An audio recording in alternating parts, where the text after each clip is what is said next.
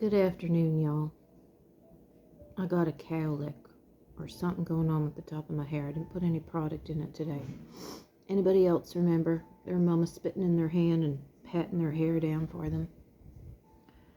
Um. Anyways, I made a video yesterday. I was just sitting on my couch, and I want to be serious for a minute. My channel is about trying to be funny. I had an assessment the other day, and they asked me if I thought I was funny.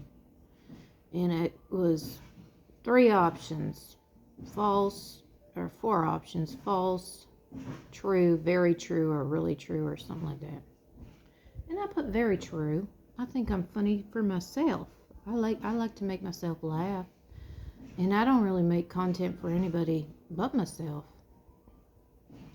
It's for me to practice and get comfortable in front of the camera, and maybe one day I'm going to make a movie on an iPhone. Maybe I'm going to get a part in a play. I don't know.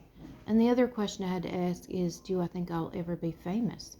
And I put probably, because there was a man, he was never famous, and then he saved some girls, and he was all over the TV, and he got free Burger King for a year, or maybe even for a lifetime. So we don't know who's going to be famous or who's not going to be famous. And guess what? No fancy professional anybody or else is going to tell me what I'm going to be in this lifetime, because I will pave my own dang way. And if you think you can insult me, you can't. Because guess what? My daddy didn't even want me when I was born. And guess what? The doctor went in the room when my mama was having me. She was having problems because she got a tight, punani or whatever. And I wasn't coming out. So the doctor said, we can try to save her, or we can just let her go. And you got to decide which way you want this thing to go. And my mama said, well, can I let you know by tomorrow, around 3 p.m.? And the doctor said, no, lady, you kind of have to decide now. We literally have a minute to make a decision to save her life or let her kerplunk. And so my mom sat there for 30 seconds and pondered, which way do I want her? Do I not want her? Whatever, because she didn't really want me. But at the end, she decided, okay, let's go for it. Try to save her. And I got saved. And then, to make it real funny, when I had one of my babies, I can't remember at the moment, guess who walks in the room? The same doctor that delivered me. Funny how the circle of life goes around and around. So, I might be a whiny girl baby. Maybe if I'd have been born a boy, my dad would have wanted me. But you really cannot say anything that's going to insult me. I mean, obviously don't target anyone's children or grandbabies. Those things are out of order. And that's not okay to bring them into adult dispute. And that is why I had a problem with a certain somebody being humiliated on the internet. Because I said, okay, fine. It's all in good fun. It's funny. It's a joke. But then, what if his teens are going on the internet and they see, which was actually slanderous and defamation of character, some content. It was actually legally wrong. You actually can't do that on the internet. You might think you can get away with a lot of stuff on the internet, but legally you actually cannot. So I just want to say, even though I made fun of everything, and I'm still making fun of everybody, and it was a good row of, of the minds, it wasn't okay. That's not okay. And I don't care what walk of life you come from. You don't have to like everybody, and everybody don't have to like you, and that's what makes this place a great place to be. But you don't have to humiliate people on the internets like that. And I stand by that. So y'all want to call me a troll and think that I wasn't a troll, and then now I'm a troll, but I stand firm. I stand my ground. And people think just because I'm a lady, a classy lady, that I don't have, my opinion don't matter. Well, guess what? It do. And a lot of people try to, suppress me and hold me down, and that's not going to happen in this time, maybe in the next. Even the politicians, I keep getting the emails from this politician. This is an example, okay? And they came around election time wanting my vote. And I said, I live in the poor part of town, the best part of town, the town that ain't got no money, but they got a lot of heart. And they come around, what is it, asking for me to give him my vote or whatever, and I said I ain't never seen him around this place, in the poor parts of town. And it ain't about me, it's about the people here. And they said, oh, he's around. What is he at, a ribbon cutting? So that don't count. And I still get emails, and we have a facility for everybody to use, and it is out of order at the moment. And I thought to myself, there goes my example right there. Around election time, y'all are gung-ho about saying you support our poor little city here, town, or whatever. But when stuff hits the fan, you ain't around. And I maybe should write some emails and make a few calls. But at this moment, there's bigger issues to worry about and bigger fish to fry. So anyways, I'm just waiting on another service call today. Seems to be the story of my life. I'm going to start a company called Waiting Around, where I just go to people's houses and wait for people to show up in the allotted time. But I just want to tell everybody, as stupid as my channel may be, I like it. And I just want everybody to be good to each other, put good energy out. Like I said, fun and games is all good. Save that for a private chat or a Discord or something like that. Don't put it out there for everybody to see. That's not okay. It's not right. And I'm certainly not the person to uphold moral values and all that stuff. My body count's higher than a sick man's fever. I've done bad things, I've done good things, and whatever. But somebody has to say, enough is enough. It's not funny. And make that person be me, because I can handle whatever's flung my way.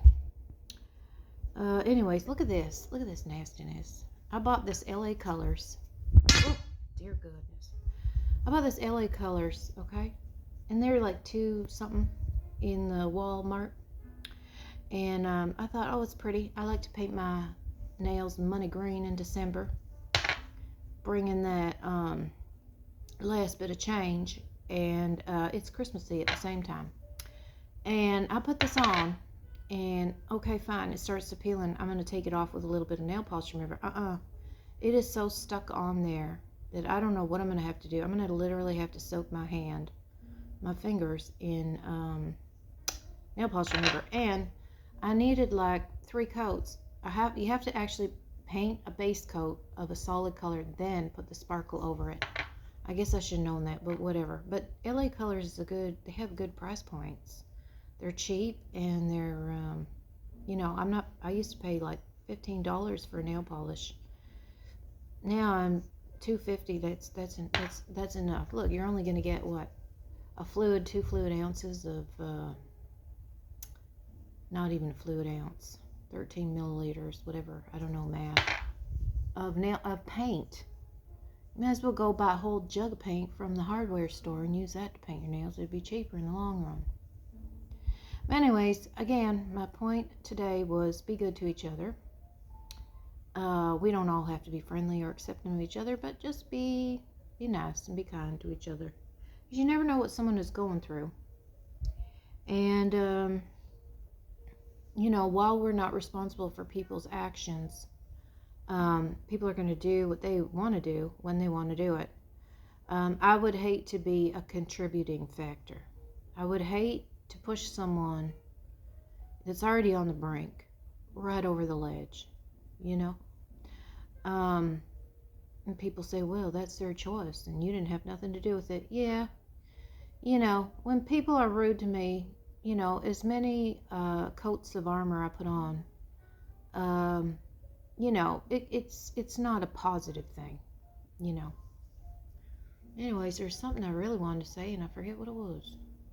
Oh, and that some people don't value life. I had someone that was been bothering me for a very long time, and they drive me crazy, to be honest. And I try to be friendly, I try to be nice, and I try to be forgiving, as per the word of Jesus. But it dawned upon me after I had a health scare, it dawned upon me that this person doesn't value life. They just don't value life. I could be super nice to them. I could be forgiving. I could pray for them. They just don't value life. And that don't have nothing to do with pro-life or anything like that. That's not what I'm talking about today. I'm talking about some people just don't see the value in other people because they don't see the value in themselves. So just move on with your life and move on from that fact that they're just trying to be hurtful and mean, and that's how they get their kicks, right? Would you kick a dog? I know I wouldn't. Some people would, and they like it, and they like it when they do it. So you ain't going to change their mind. No, what do they call that? When you have to go to HR and do a inclusion training or whatever. No inclusion training thing is going to make someone change their mind. No walking a mile in their shoes is going to change their mind.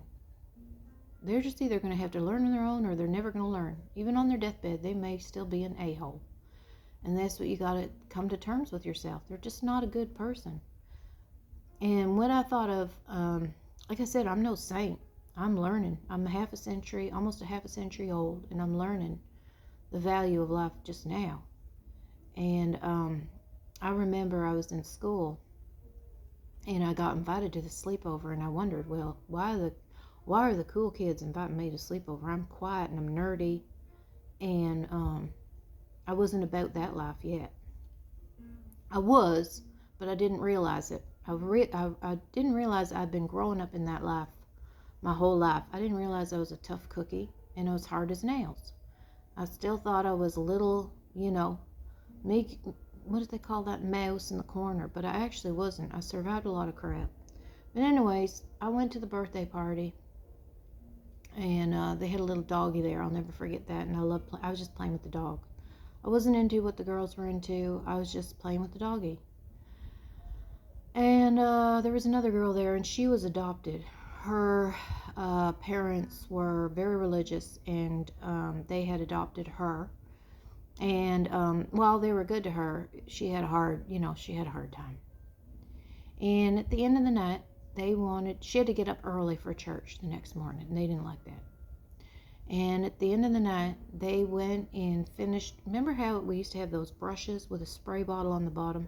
If you grew up in the late 80s, early 90s, they took that spray bottle hairbrush of hers and filled it with urine, filled it with pee, so they had to disgustingly pee in the potty and then fill up the spray bottle with the pee, which is gross.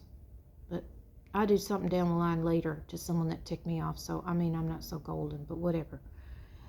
So when she woke up in the morning to get ready for church, she's going to spray her hair with that spray bottle and go off to church with someone else's pee on her head. And I watched, and I was ready to, say something. I said, no, I better not, because all the cool kids ain't going to like me. And I was like, no, she's such a nice person, and this is not the right thing to do. So I spoke up. I said, don't use that. They put pee in your hair bottle. And everybody looked at me, and they were all mad and angry, because I'm the rat or whatever. And I said, yeah, they filled it up with pee, and they were going to make you spray your hair with it. And so that kind of set the tone for the rest of my school years. People just thought I was whatever, and I didn't really care. And then, like I said, for years, I wasn't perfect. And now, when you're starting to heal trauma and you're starting to heal the wrongs and stuff like that in your life, you kind of reflect and you kind of get back to the person you were supposed to be. Sometimes this world chews you up and spits you out, and you're no longer the person you were supposed to be. You get a little cruel, you get a little hardened, you're not as empathetic. But then when you start to heal and you start to look at the world, you say, I better go back to the person I was supposed to be. And you start to be kinder and nicer and more friendly. Anyways, I know the men from the Bully Brigade are probably watching this. They're probably saying, Kumbaya, why we all can't get along. That's their saying. Yeah, we don't have to get along. To each their own. I may not believe what you believe in. You may not believe what I believe in, but that's what makes us free. So while you don't want me to tell you how to live your life, just don't tell me how to live mine. Don't go into people's lives or lives or whatever and pick them apart. No, neither. Because I've watched some people go down, and they went down hard. And the one lady, she used to say to me, I used to say, oh, the system's meant to hold you down, da-da-da-da-da. And she said, well, the system is working for me. And she put on her big smiley face, and she'd go about her ways, and, you know, looking down at everybody. Well, guess what? The system worked for her, but it didn't end up working for her own kid. And then she started to get pissed off or whatever. And I said, well, I mean, I wouldn't wish that on a million people or on my worst enemy. But I said, see, you never ever know what's going to happen. That's why I said, fight the good fight and stand up for people that need standing up for, because you never know which side of the fence you're going to be on. And if I end up on the other side of the fence and I need someone to come to my defense and stand up for me, I want as many people in my corner as I need. Have a great day. Bye-bye.